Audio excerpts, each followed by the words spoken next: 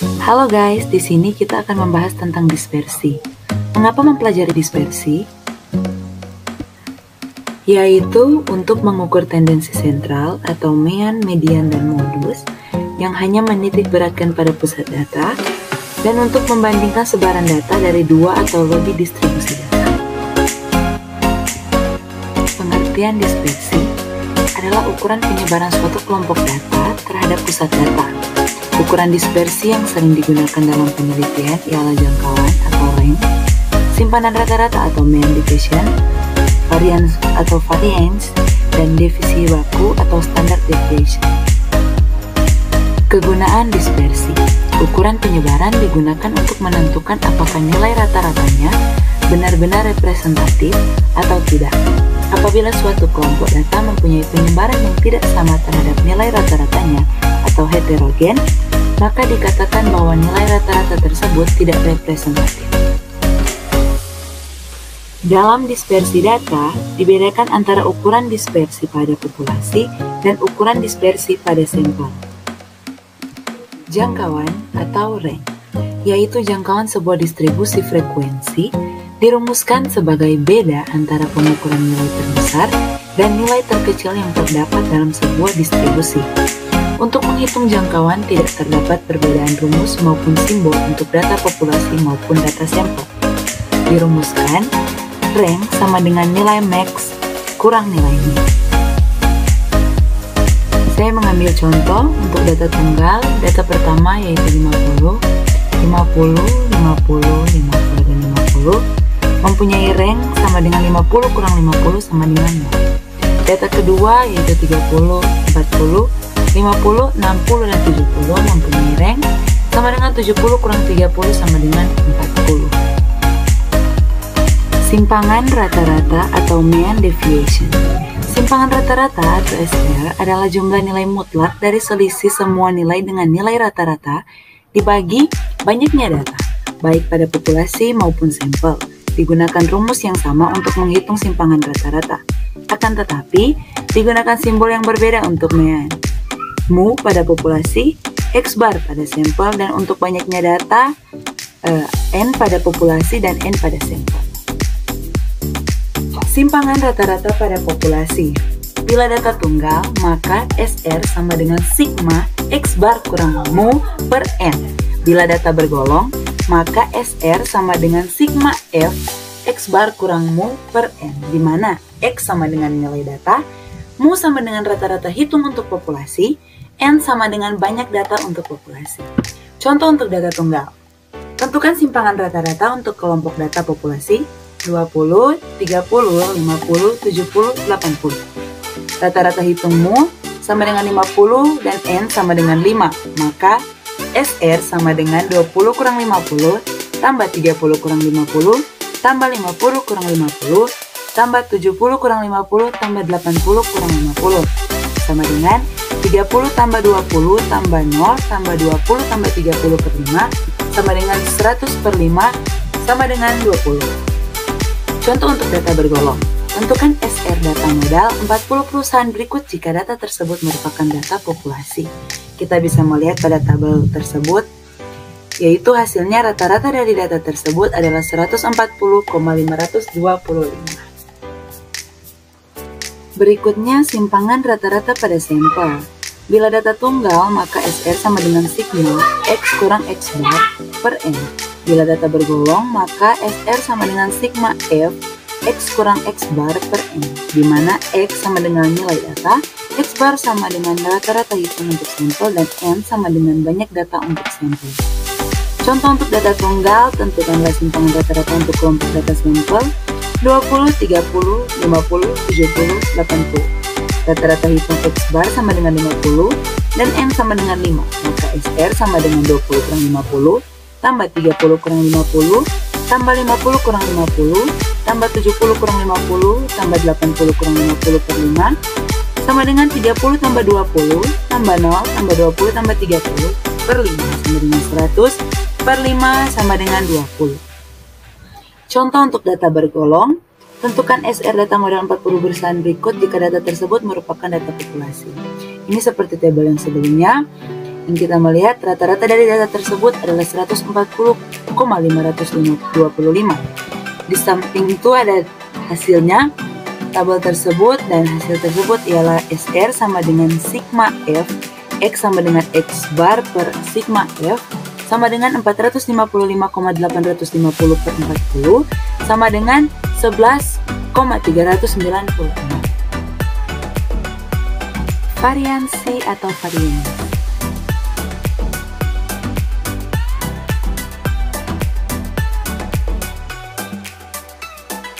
Variansi pada populasi. Bila data tunggal, maka sigma kuadrat sama dengan sigma X kurang mu kuadrat per N.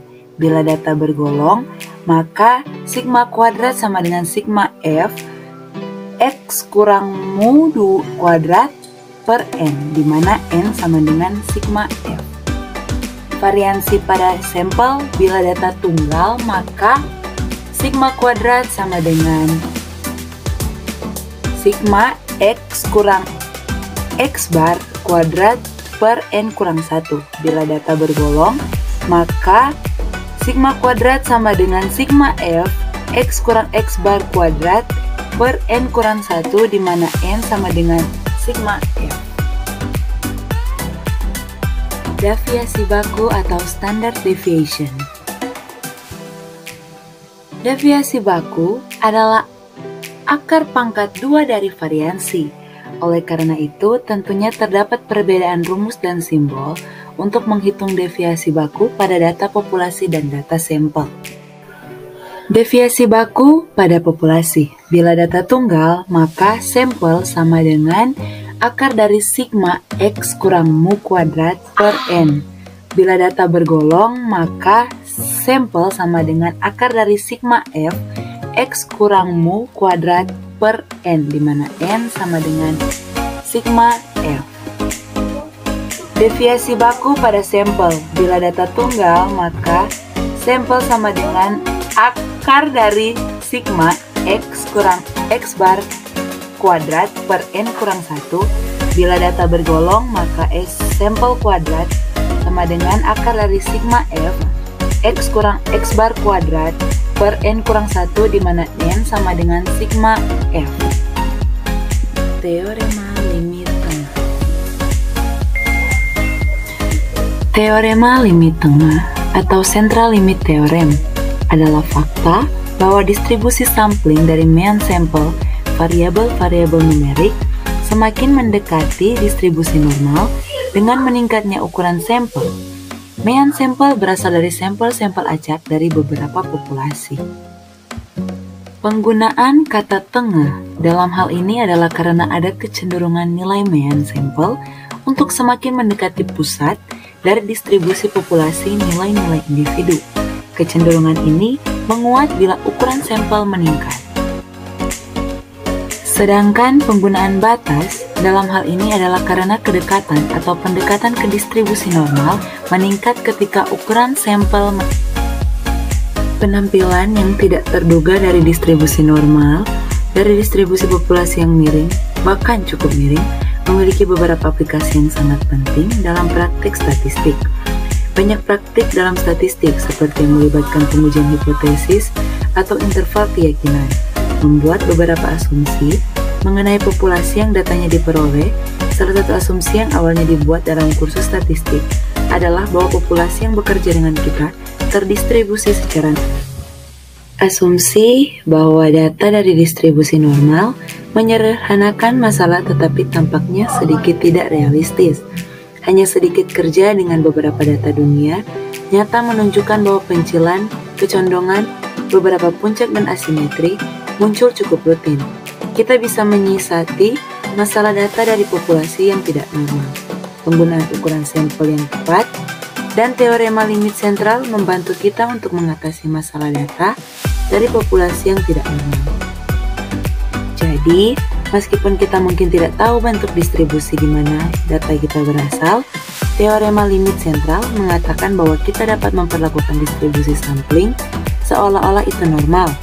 Tentu saja, agar kesimpulan teorema untuk dipegang, kita perlu ukuran sampel yang cukup besar, analisis data Ratori dapat membantu kita untuk menentukan seberapa besar sampel diperlukan untuk situasi tertentu.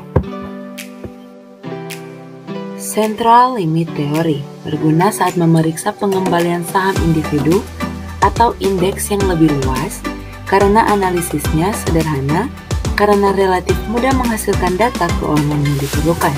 Akibatnya, sebuah jenis investor mengandalkan Central Limit Theory untuk menganalisis pengembalian saham, membangun portofolio, dan Nah, saya mempunyai contoh. Misalnya, seorang investor ingin menganalisis pengembalian keseluruhan untuk indeks saham yang terdiri dari 1000 ekuitas. Dalam skenario ini, investor tersebut dapat dengan mudah mempelajari sampel saham secara acak untuk mengolah estimasi pengembalian dari total indeks. Setidaknya 30 saham yang dipilih secara acak di berbagai sektor harus dijadikan sampel agar teorema batas pusat dapat dipertahankan. Selanjutnya, saham yang dipilih sebelumnya harus ditukar dengan nama yang berbeda untuk membantu menghilangkan bias. Teorema limit sentral menyatakan bahwa jika beberapa kondisi tertentu terpenuhi, maka distribusi mean dari sejumlah variabel random independen mendekati distribusi normal dengan jumlah sampel mendekati tak terhingga. Dengan kata lain, tidak diperlukan informasi yang banyak tentang distribusi aktual variabel, asalkan ada cukup sampel dari mereka, jumlah mereka dapat didistribusikan secara normal. Keindahan teorema limit pusat ini terletak pada kesederhanaannya. Dalam teori peluang, teorema limit pusat menyatakan bahwa purata dari iterasi peubah acak dalam jumlah yang cukup besar masing-masing dengan nilai ekspektasi dan variansi yang terdefinisi dengan baik akan didistribusikan mendekati distribusi normal. Artinya, bila sampel diperoleh berisi sejumlah besar observasi dan masing-masing observasi didapatkan dengan cara yang tidak tergantung satu sama lain atau independen dan rata-rata aritmatika atau purata dihitung dari nilai-nilai hasil observasi. Bila prosedur ini dilakukan berkali-kali, teorema limit pusat menyatakan bahwa nilai purata ini akan didistribusikan menurut kurva lonceng atau distribusi. Apa itu sampling distribution of the mean? Sampling distribution of the mean adalah distribusi atau penyebaran nilai mean dari sejumlah sampel.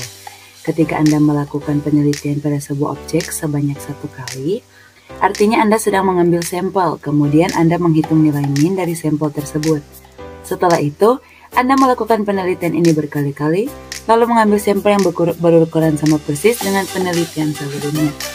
Anda menghitung nilai mean dari setiap sampel, lalu menggambarkannya ke dalam grafik. Grafik ini akan menampilkan distribusi dari nilai sampel Anda. Inilah yang dinamakan sampling distribution of the mean. Apabila ukuran sampel yang Anda ambil sudah cukup besar, maka salah satu definisi teorema limit pusat akan terpenuhi. Oke, sekian pembahasan kita kali ini. Semoga bisa dipahami.